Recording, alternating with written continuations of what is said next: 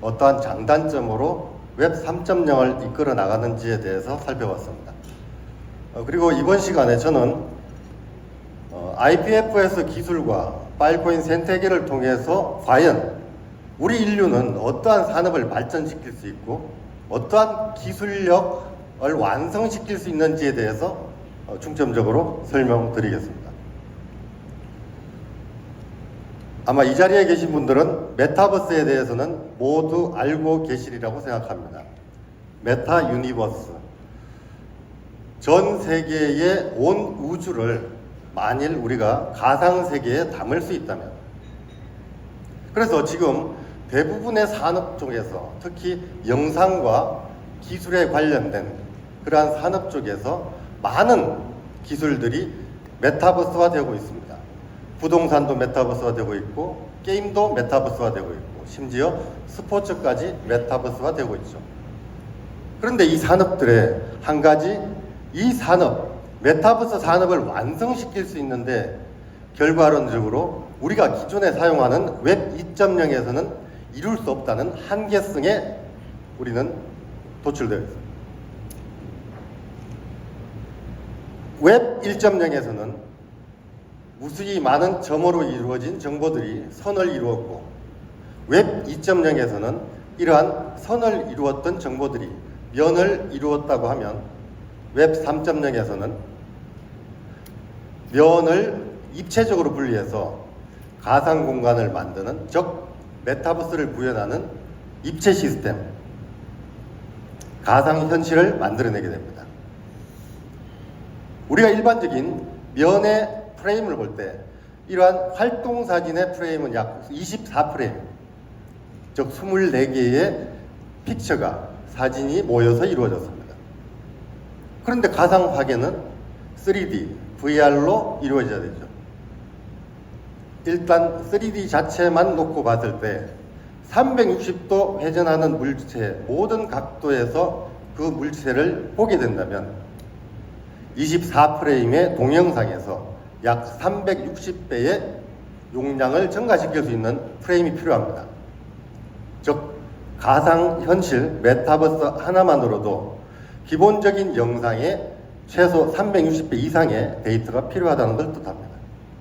그렇다면 지금 현재 HTTP 방식에서 전송 속도라든지 보안성도 부족한 이 시스템 속에서 과연 360배나 초과되는 용량의 데이터를 가진 메타버스가 가동될까?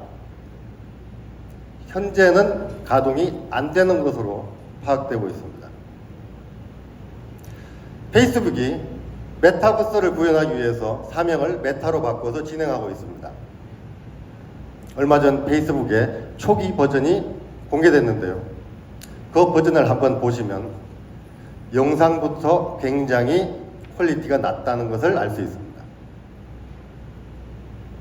지금 현재는 완전한 웹 3.0이 구동되지 않았고, 또한 IPFS 파일코인 네트워크 또한 완전하게 금색이 구현되지 않았던 이유가 그들 또한 퀄리티를 높일 수 없는 이유입니다. 따라서 이 메타버스가 완전하게 구동되고 우리가 메타버스 세계를 체험하려면 반드시 IPFS 파일코인 네트워크는 완성되어야 되고, IPFS 파일코인 네트워크가 완성되어야만 메타버스도 구현될 수 있는 겁니다.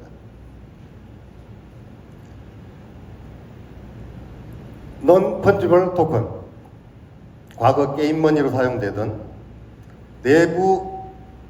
내부에서만 사용되던 대체 불가능한 토큰들이 이제 온라인 거래소로 튀어나왔습니다.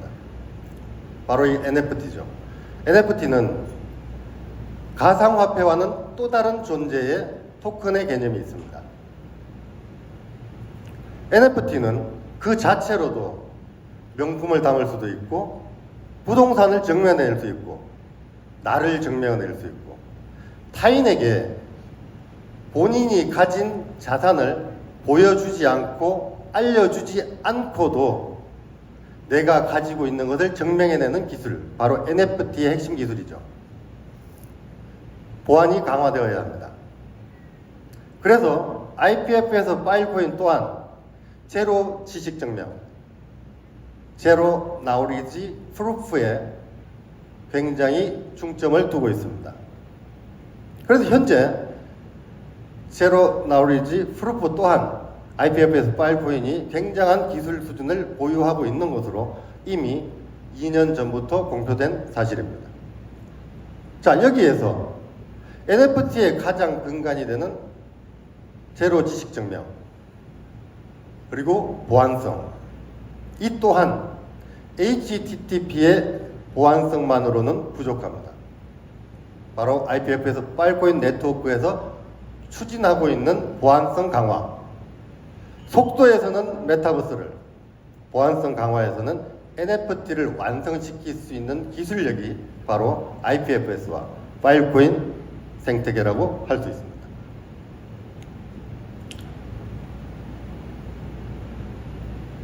최근에 인공지능이라는 AI가 많이 발전을 하고 각 차량들도 자율주행 차량화 되어가고 있습니다. 차량이 자율주행을 시작할 때 많은 데이터를 업로드 혹은 다운로드해서 안전한 운행을 하게 됩니다.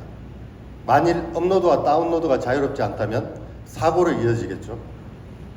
그렇게 해서 실제로 일어난 사고들도 많습니다.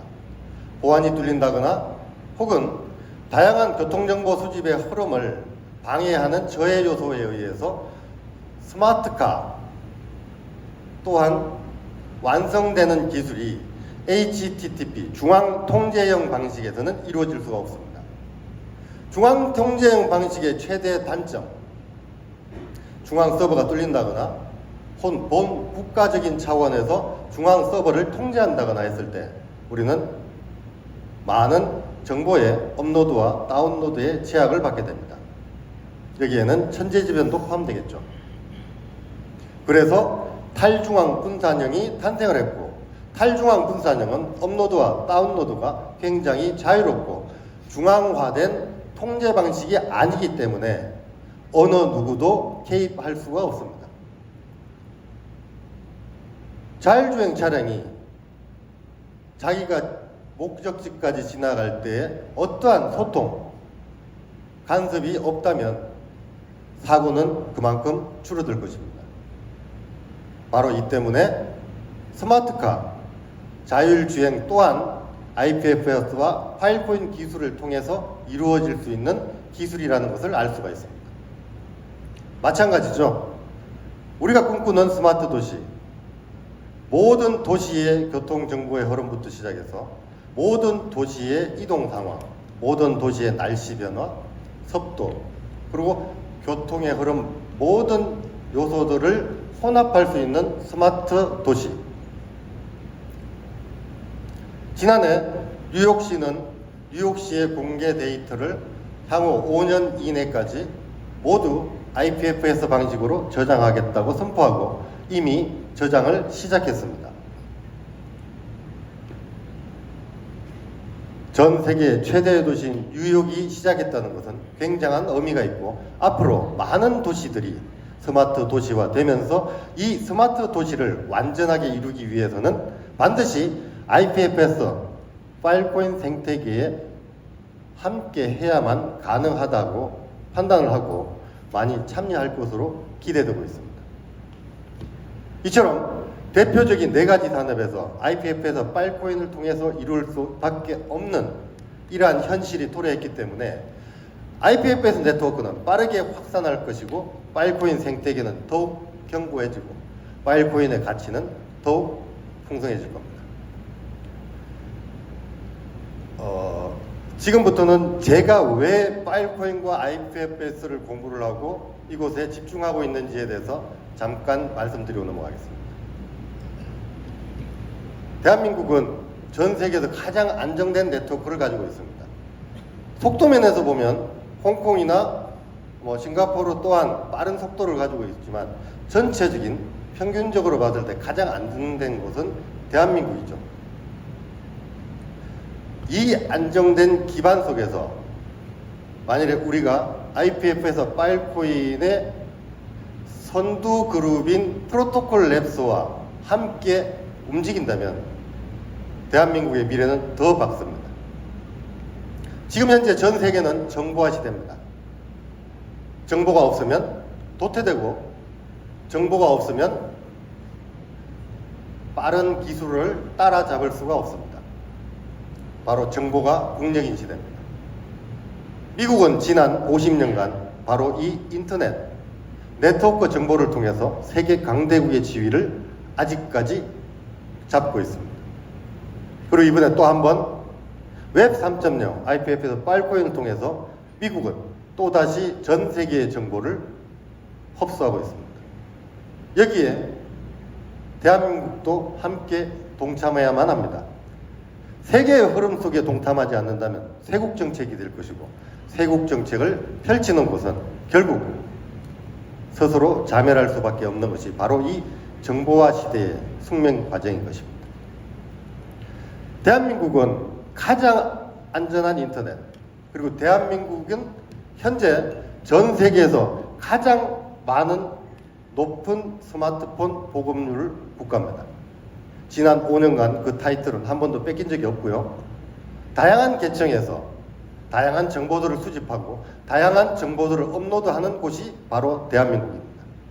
그 속에서 대한민국은 K-POP, 전 세계 어느 나라를 가도 K-POP의 열기는 대단합니다.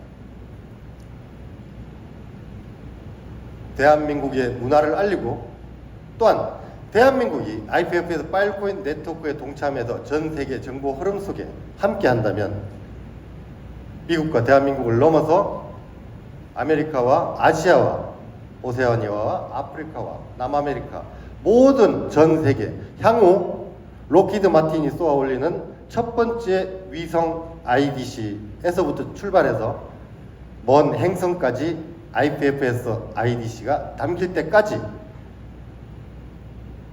대한민국 또한 정보사회에서는 주도국가가 될 수 있는 방법이 바로 IPF에서 파일코인 생태계입니다. 대한민국 e스포츠 또한 최대 강국이라고 할 수 있죠.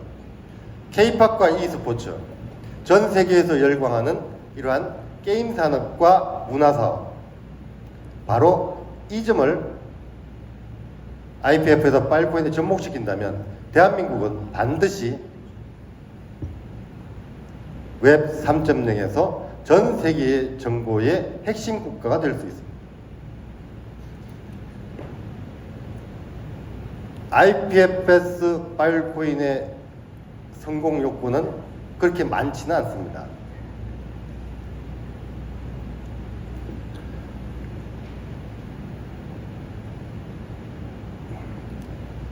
고성능 부품과 안정된 네트워크, 프로토콜 랩스와 함께 공부하며 프로토콜 랩스와 함께 개발해 나가는 IPF에서 파일코인 개발팀, 스토리지 제공자, 또한 기술 개발팀 모두가 융화되어서 움직인다면 대한민국 전체를 분산형 IDC로 만들고 나아가 아시아 내에 우리의 우호 IDC를 계속 만들어 나간다면, 더 나아가서 미국에, 남아메리카에 혹은 유럽까지도 우리 우호 IDC를 만든다면, 그렇게 해서 모든 기술력이 서로 공유된다면 IPF에서 파일코인은 가능합니다. 혼자서 독식하려 하면 절대 IPF에서 파일코인은 성공하지 않습니다. 공유해야 됩니다. 내가 가진 기술을 빠르게 주변에 확산시키고, 내가 가진 정보를 서로 공유하고, 타인이 가진 정보 또한 내 것으로 만들어 나가는 이러한 자세, 바로 탈중앙 분산형의 기본 핵심 과제라고 할 수 있습니다. 그리고 마지막이 데이터입니다. 스토리지에 데이터를 저장하는 것만 중요한 게 아닙니다. 최초에는 어떠한 데이터를 담을 것인가, 어떠한 데이터가 인류의 후손들에게 물려줄 수 있는 자산인가, 먼 미래에 도움이 되는 현재 데이터는 뭔가, 불필요한 쓰레기는 거르고 옳은 데이터만 담자.